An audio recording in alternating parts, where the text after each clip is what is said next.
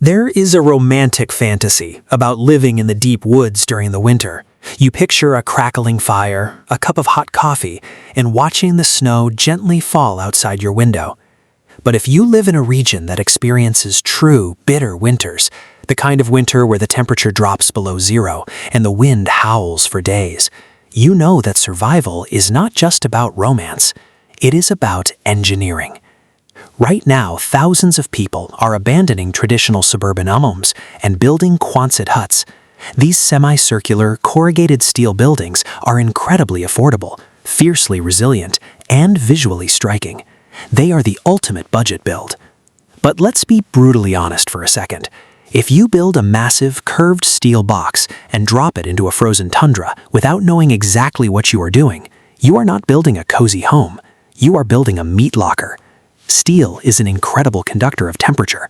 When the air outside is freezing, the steel inside is freezing. So how do people do it? How do families successfully live in these metallic shells in places like Alaska, Montana, or the harsh Canadian wilderness? Today, we are going to look at the exact science of winter Quonset living. We will cover the absolute non-negotiable rules of insulation, the thermodynamics of heating a curved space, and the secret engineering tricks required to keep a metal tube from turning into an icicle. If you are planning to build a Quonset hut in a cold climate, pay close attention. This is your survival guide. Let's start with the single most important decision you will make regarding your Quonset hut. If you mess this up, nothing else matters. Your home will be ruined. When you build a traditional wooden house, you have options. You can use cheap fiberglass bats, blown-in cellulose, or rigid foam boards. In a Quonset hut, you do not have options. There is only one correct way to insulate corrugated steel in a cold climate: high-density, closed-cell spray foam. This is not a recommendation. It is an absolute mandate. Here is the physics behind why. When you live inside a house, you generate moisture. You breathe, you boil water for pasta, and you take hot showers. In the winter, the air inside your Quonset hut is warm and wet, and the steel exterior is freezing cold. If you use cheap fiberglass insulation, that warm, moist air will easily travel right through the fluffy fiberglass until it hits the freezing metal wall. The moment it hits the cold steel, the moisture in the air condenses into water. Because it is winter, that water immediately freezes into a solid sheet of ice on the inside of your steel wall. When spring comes, that ice melts, raining water down inside your walls, completely destroying your drywall and breeding toxic black mold. Closed-cell spray foam completely stops this process. A professional crew will come in and spray several inches of this expanding liquid directly onto the interior of the corrugated steel. It expands, hardens, and tightly fills every single gap, ridge, and bolt hole. Most importantly, closed-cell foam is a perfect vapor barrier. It completely seals the steel away from the interior air. The warm, moist air from your shower can never reach the freezing metal. It completely eliminates condensation. Furthermore, spray foam has an incredibly high R value, meaning it provides massive thermal resistance, keeping the bitter cold outside where it belongs. It is expensive. It will likely be the single largest line item in your construction budget. But if you try to cut corners on insulation in a cold climate, your Quonset hut will be uninhabitable, period. Once you have perfectly sealed your steel envelope with spray foam, you face your next massive challenge: the shape of the building itself. The sweeping semicircular arch of a Quonset hut is beautiful. It is incredibly strong against heavy snow loads, but thermodynamically, it is a nightmare. We all know the basic rule of physics: heat rises. In a standard house with an 8-foot flat ceiling, the heat rises a little bit, hits the ceiling, and then gets pushed back down into the room. But a Quonset hut often features massive, soaring, vaulted ceilings that can reach 20 or 30 feet high at the center peak. If you try to heat a Quonset hut using a standard, traditional forced air furnace where hot air blows out of a small vent in the wall, that hot air will immediately shoot straight up the curve of the wall and gather at the very top of the ceiling. You will be sitting on your sofa shivering in 60-degree air while a useless pocket of 90-degree air hovers 30 feet above your head. To heat a Quonset hut successfully, you must flip the heating paradigm upside down. You cannot blow hot air. You must radiate heat from the ground up. The absolute gold standard for cold climate Quonset living is hydronic radiant floor heating. Before you pour the massive concrete slab foundation for your home, you lay down a dense grid of flexible PEX tubing. Once the concrete is poured over the tubing, the entire floor of your home becomes a massive radiator. A high-efficiency boiler, running on electricity, propane, or wood, pumps hot water continuously through those tubes. The concrete slab absorbs the heat from the water and slowly, evenly radiates it upward. Because the heat is emanating from the massive surface area of the floor, it warms the air exactly where you are living, the bottom 8 feet of the house. The temperature profile is perfectly even. Your feet are warm, your sofa is warm, and you are not wasting massive amounts of energy heating the empty air at the peak of the arch. Radiant floor heating is silent, it is invisible, and in a vaulted space like a Quonset hut, it is the only way to achieve true, bone-deep winter comfort.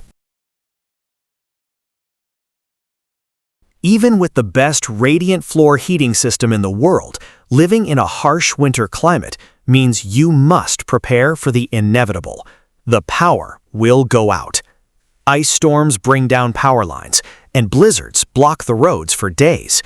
If your electric boiler or your propane pump shuts down, how do you keep your steel igloo from freezing solid? Every single cold climate Quonset hut must have a primary or secondary heating system that requires absolutely zero electricity. You must have a wood stove. But you cannot just drop a cheap, lightweight tin stove into the corner of the room. You need to leverage a concept called thermal mass. In a Quonset hut, the walls are made of steel and spray foam. They are very well insulated, but they are very light. They do not hold on to heat. The moment the fire goes out, the air starts to cool down rapidly. To solve this, you build a massive hearth. Before you install your heavy cast iron wood stove, you construct a large wall or a raised platform out of dense, heavy material, like brick, thick stone, or poured concrete. When you build a roaring fire in the stove, that dense stone hearth absorbs the intense radiant heat. The stone literally charges up with thermal energy like a massive battery. Then, when the fire dies down to embers in the middle of the freezing night, that hot stone slowly releases its stored heat back into the room for hours. By placing the wood stove as close to the center of the Quonset hut as possible and backing it with massive stone thermal mass, you guarantee that even in a catastrophic week-long power outage, your family will not freeze. You have completely decoupled your survival from the electrical grid.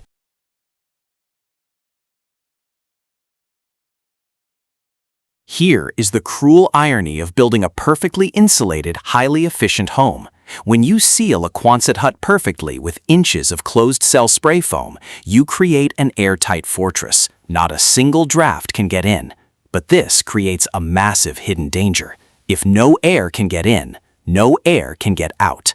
During the deep winter, you are trapped inside with all the moisture you create from cooking, breathing, and showering. Because the house is completely sealed, that humidity has nowhere to go. It builds up rapidly. Eventually, your windows will run with condensation, the air will feel heavy and stale, and mold will begin to grow on your furniture and clothing. You cannot solve this by simply opening a window, because you would instantly lose all your expensive heat to the freezing winter air. To survive the winter in a perfectly sealed Quonset hut, you must install an ERV, an energy recovery ventilator. This is a brilliant piece of engineering. An ERV is a mechanical lung for your house. It constantly pulls the stale, humid indoor air and exhausts it outside. At the exact same time, it pulls fresh, oxygen-rich, but freezing cold air from the outside in. But here is the magic. Before the freezing outside air enters your living room, the ERV passes it through a specialized heat exchange core. The warm, stale air leaving the house physically transfers its heat to the freezing cold air entering the house. The two streams of air never mix, but the heat is transferred. This means you are constantly getting a fresh, filtered supply of dry, oxygen-rich outside air, but you are not losing your precious winter heat. An ERV is not an optional luxury in a cold climate Quonset hut. It is a critical life support system that keeps the air breathable and the house dry.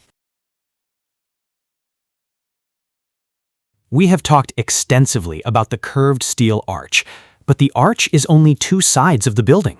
we have to address the front and the back, the flat, vertical end walls. In a Quonset hut, the massive curved roof is relatively easy to insulate heavily. The structural vulnerability, the place where you will lose the vast majority of your heat in the winter, is the flat end walls. Many people choose to frame these flat walls out of traditional lumber and pack them with standard insulation. But if you are building in a harsh winter environment, you must go further. If your budget allows, you should frame your end walls using SIPs, structural insulated panels. These are prefabricated panels made of a thick core of rigid foam insulation sandwiched between two layers of heavy-duty oriented strand board. They are essentially giant ice cream sandwiches of insulation.